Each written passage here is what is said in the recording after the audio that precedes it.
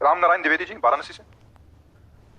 हाँ, बिराजू महाराज, परमात्मा स्वरूप पूज्य महाराज जी के चरणों में सेवक का दंडवत प्रणाम। महाराज जी, स्वयं से नाम जपने की अपेक्षा क्या गुरु प्रदत्त नाम जप में ज्यादा सामर्थ्य होती है? हाँ, स्वयं जो नाम जपा जाता है वो गुरु प्रदान करता है, उस नाम का फल होगा सदगुरुदेव की प्राप्ति, और सदगुरुदेव जो नाम देते हैं उससे भगवत तत्व का बोध और भगवत प्रेम प्राप्त होता है। गुरु प्रदत्त नाम की अमोघ महिमा है। जो हम बिना गुरुदेव के नाम जप करते हैं निष्फल नहीं जाएगा, कोई भी कर्म निष्फल नहीं जाता। जैसे असत क्रियाएं होती हैं, जब वो निष्फल नहीं जाता तो भगवान का नाम निष्फल कैसे हो जाएगा? पर भगवान के नाम का यही फल होगा कि भगवत नाम प्रेमी भगवत स्वरूप में स्थित सदगुरुदेव की प्राप्ति हो जाना। सदगुरुदेव की प्राप्ति का मतलब है भगवान के प्रेम राज्य में प्रवेश पाना। बिना सदगुरुदेव की कृपा के भगवत प्रेम राज्य में प्रवेश नहीं हो सकता।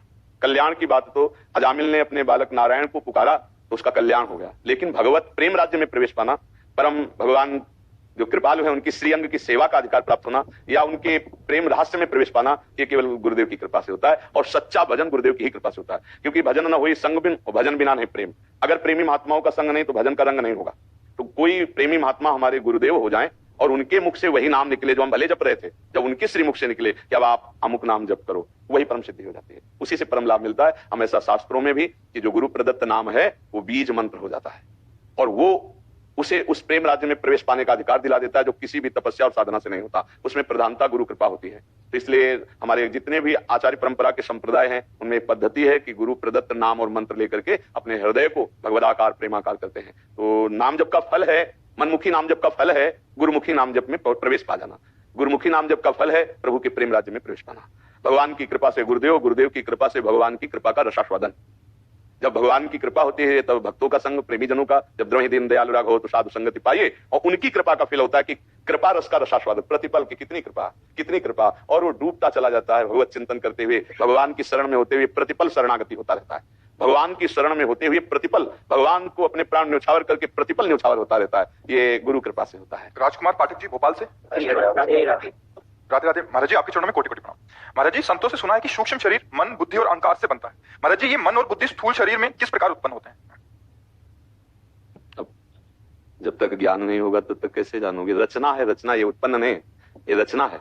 इस स्थूल शरीर को चलाने के लिए सूक्ष्म शरीर है। सूक्ष्म शरीर का प्रभाव स्वभाव कारण शरीर से है। कारण शरीर त्रिगुणात्मिका माया के द्वारा रचा हुआ, और कारण शरीर से ही प्रेरित सूक्ष्म शरीर, सूक्ष्म शरीर से क्रियान्वित स्थूल शरीर। ये पूरा सिस्टम है।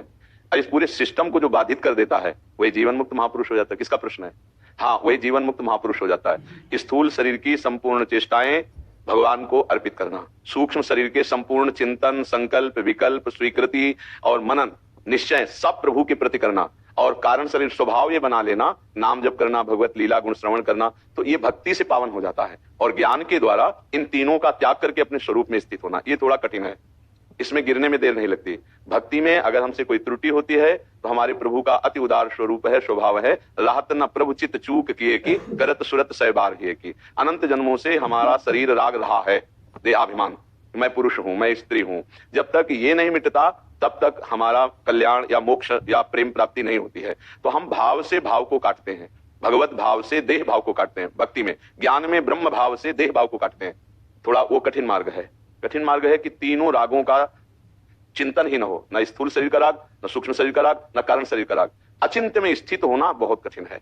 अब उसी अचिंत्य को चिंतन बना करके आराधना करना, ये भक्ति का लक्षण है। राम अतर्क बुद्धि मन वाणी, बुद्धि मन और वाणी से जो अतर्कनीय है वही प्रभु। जब हम नाम जप करते हैं, उनकी लीला गायन करते हैं, उनकी सेवा करते हैं, तो हमारे मन बुद्धि में आकर विराजमान हो जाते हैं। हमारी मन बुद्धि की सामर्थ्य नहीं कि वहां तक चल पाऊं। तो ये जो रचना है तीनों शरीर की, ये एक दूसरे से संबंधित है, और पूरा जीवन इन तीनों के ही आधार पर चलता रहता है। ज्ञानी पुरुष निरपेक्ष और निर्लिप्त हो जाता है, भक्त आसक्त प्रभु में होकर के इनसे अनासक्त हो जाता है। अब दोनों में से जो अपना अधिकार हृदय का देखे उसके अनुसार उस मार्ग में चले। ये तीनों माया की रचना है, कारण शरीर भी, सूक्ष्म शरीर भी और स्थूल शरीर भी। स्थूल शरीर में क्रिया जागृत की, सूक्ष्म शरीर का अनुभव स्वप्न में, कारण शरीर सुषुप्ति में, और भगवत भाव की अवस्था इन तीनों से परे है। जागृत स्वप्न सुषुप्ति स्फुरत में राधा पदार्थ छटा, जिसकी जागृत अवस्था में, स्वप्नावस्था में, सुसुप्ति अवस्था में सोवत हु रसना रटे राधा कृष्ण सुनाम, वो तीनों शरीरों से परे हो जाता है। नाम बल से, भगवत चरणारविंद की उपासना से। या फिर इस कोटि का ज्ञान हो अद्वैत निष्ठा, वो कलिकाल में बहुत कठिन है, क्योंकि उसी मार्ग से हम आए हैं। टिकने का अवलंबन नहीं है, फिसलने के पूरे चांस है, प्रायः फिसल जाते हैं और फिर माया के भोगों का बैलेंस बनाकर ज्ञान की चर्चा अपने लोग करते रहते हैं। लेकिन स्थिति ज्ञान में नहीं, ब्रह्मबोध में नहीं होती। पर भगवान की शरणागति में सबसे बड़ा सहज सुगमता है कि करो सदा तिनके रखवारी, जिन बालक राखे मातारी। इसलिए दास में जो त्रुटियां होती हैं वो स्वामी की कृपा से सहज में क्षमा होते हुए उनका शमन हो जाता है, और वो उसी परम पद का अधिकारी होता है जो कैवल्य परम पद बड़े ज्ञान से प्राप्त करना कठिन है, वही भक्ति में स्वाभाविक सहज आ जाता है। और जब प्रेम आ जाता है तो उस पद को भी स्वीकार नहीं करते। दीयमानम गृहणंत बिना मत सेवनम जना, अपने प्रीतम की सेवा के बिना और कुछ स्वीकार नहीं करता है। क्या आप कहना चाहते हैं? गुरुजी, प्रकृति से 3 गुण पैदा होते हैं। हम प्रकृति से नहीं पैदा होते, मूल ईश्वरी प्रकृति से ये त्रिगुणात्मिका प्रकृति प्रकट होती है, और त्रिगुणात्मिका प्रकृति से संपूर्ण ब्रह्मांडों की रचना है। ये गुरुजी, जब ये प्रभु ब्रह्म के चितवन से विक्षुब्ध हो जाती है भौतिक वृत्ति, तब पैदा होते हैं, या आप सही माने में मानो, अगर ब्रह्म में ना फंसो तो आप समझ पाओ, वही परमात्मा ही प्रकृति बन जाता है। एको हम बहुश्यामा, वेद को अगर पढ़ोगे तो समझ में आ जाएगा। एको हम बहुश्यामा, यही प्रकृति हो गई। मैं एक बहुत रूपों में हो जाऊं तो जड़ चैतन्य सब रूपों में वही हो गया। जब गोस्वामी जी ने अपनी ज्ञान दृष्टि से देखा तो उनका प्रीतम ही नजर आया, जड़ चेतन जग जीव जत सकल राम में, कहीं कोई और तो नहीं नजर आया। और जब गीता का ज्ञान परिपक्व होता है तो बहुनाम जन्मनावंते ज्ञानवान माम प्रपद्यते वासुदेवा सर्वमिति समात्मा सुदुर्लभा, जब हम उसे भेद करके वर्णन करते हैं तो वही परमात्मा मूल प्रकृति ईश्वरी के रूप में, और उसी मूल प्रकृति से त्रिगुणात्मिका प्रकृति, उसी त्रिगुणात्मिका प्रकृति से महातत्व, महातत्व से अहंकार, अहंकार से त्रिगुण अहंकार, और त्रिगुण अहंकार से तीनों स्वभाव वाली सृष्टि रचना हो जाती है। मूल में जब हम उनको उल्टा ले जाते हैं तो केवल ब्रह्म ही होता है, केवल परमात्मा ही होता है, उसमें कोई अंतर नहीं। ये केवल समझाने के लिए, सवाल हल करने के लिए 2 कर दिए गए, जगत और जगदीश। जब सवाल हल होगा तो जगदीश ही जगदीश है, जगत नाम की कोई वस्तु नहीं। सी राम मैं सब जग जानी, उन्हें कह मानी कि भाई आप मान रहे हो, बोले मानी नहीं, हम देख रहे हैं, जानी सी राम में सब जग। प्रभु प्रकृति कोई और नहीं है, परमात्मा तत्व ही प्रकृति रूप है। आप जब विभूतियों का वर्णन पढ़िए गीता में या श्रीमद् भागवत में, जब उद्धव जी को उपदेश कर रहे हैं तो उसमें भगवान कह रहे हैं पंचभूत मैं हूं, इंद्रिया मैं हूं, मन मैं हूं, त्रिगुण मैं हूं, बचा क्या? भाई यही जानना है। तो ये जानने के लिए जो बहुत बुद्धिमान होते हैं उनकी बुद्धि को पहले दौड़ाया जाता है, ये नहीं, ये नहीं, ये नहीं, ये नहीं, ये नहीं, भागते भागते थक जाते तो बोले है क्या? बोले सर्वम खलमिदम ब्रह्म, सब कुछ वही है जिसको तुम छोड़ के भाग रहे थे, वही है, वही है। फिर वो विश्राम पायो, परम विश्राम। इसलिए हमें लगता है कि ज्यादा दौड़ भाग में ना पड़ करके नाम जब करे भगवान का और आश्रय ले ले, नहीं तो इस त्रिगुणात्मिका माया को पार करना अपने साधन बल से असंभव है। गोस्वामी तुलसीदास जी का एक पद है, बहुत जोर का पद है, जो प्राणों से भी प्रिय है। राम राम राम जी जो लो तू न जपी है, तो लो तू कहूं जाए, तिहूं ताप तपी है। सुरसरी तीर बिन नीर दुख पाई है, सुर तरु तरे तो ही दारिद सता। गजब का मतलब सार बात गजब। आगे की पूरा पद, छूटिवे के जतन विशेष बांधे जाएगो, हुए है विश्व भोजन जो सुधा सा लिखायो।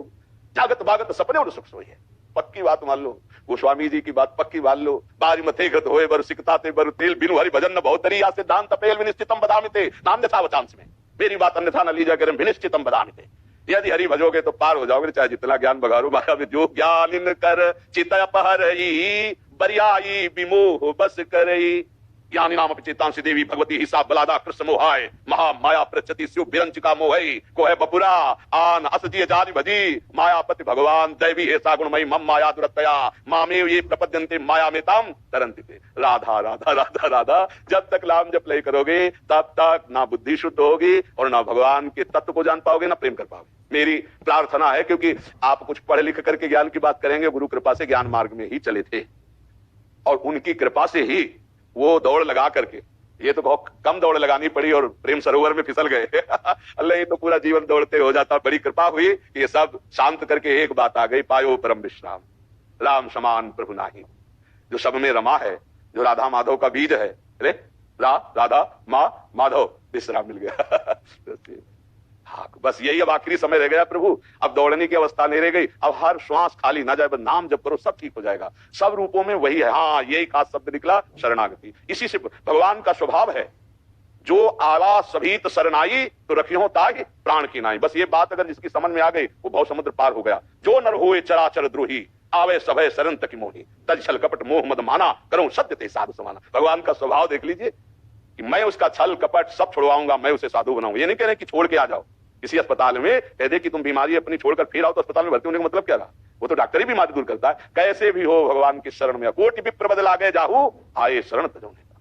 तो हमें लगता है कि सब ज्ञान के बाद यही समझ में आया है कि उस परम तत्व का, जो हमारी आत्मा है, जो हमारा प्रीतम है, जो सर्वोपरि है, उसका आश्रय लेकर नाम जप करे और उसकी आज्ञा के अनुसार चले। इससे बढ़कर शास्त्र का सार और कुछ नहीं। भगवत आज्ञा, गुरु आज्ञा के अनुसार आचरण हो, नाम जप हो, और आश्रय हृदय से प्रभु का हो, साधन का नहीं, प्रभु का हो। आश्रय प्रभु का, आचरण उनकी आज्ञा के अनुसार, और नाम जप। इससे बड़ा कोई लाभ नहीं। यदि ये कर रहे हो तो आगे चल के देख लेना।